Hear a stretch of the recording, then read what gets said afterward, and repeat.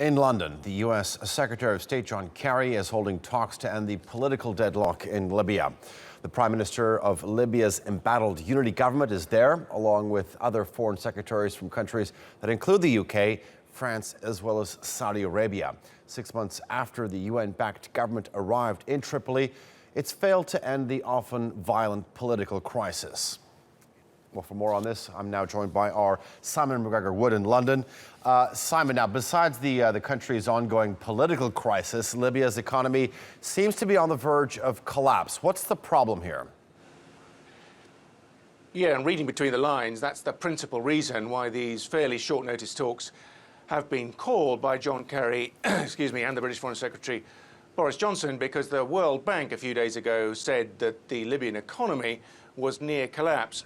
Based as it is almost exclusively on oil revenue, it has a real liquidity crisis. In other words, there is no cash in the system, and this really stems from a continuing political stalemate and standoff between Prime Minister Fayez Sarraj, head of the UN-backed government, and the head of the central bank, whose political loyalties seem to be divided.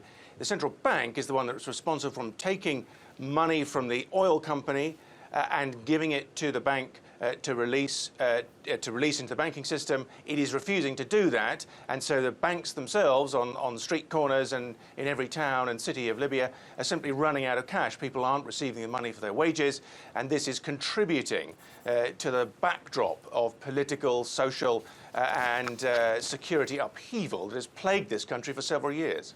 So falling oil prices and obviously a liquidity crisis here, but what about on the political front? Is there any sign of progress?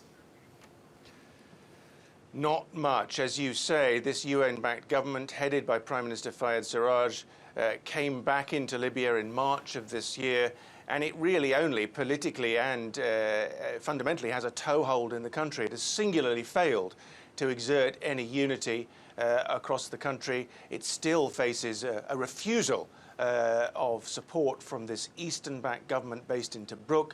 In Tripoli, the capital itself, it has its own problems with an Islamist faction. 2 weeks ago, it lost physical control of the parliament building. It has no direct control over a myriad of tribal and other militias. The situation on the ground in Tripoli, for example, is much worse than it was a few months ago. There's all sorts of lawlessness and kidnapping. And why is the international community so worried? Well, because the continuing lawlessness in Libya is leading, of course, to a spike in migration, which we've seen across the Mediterranean in recent months. And all the while, this bastion of Daesh in the town of Sirte remains holding out against Libyan forces.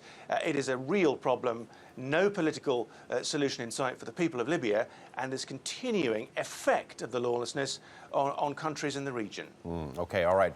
TRT World's Simon McGregor-Wood reporting live for us in London. Thank you.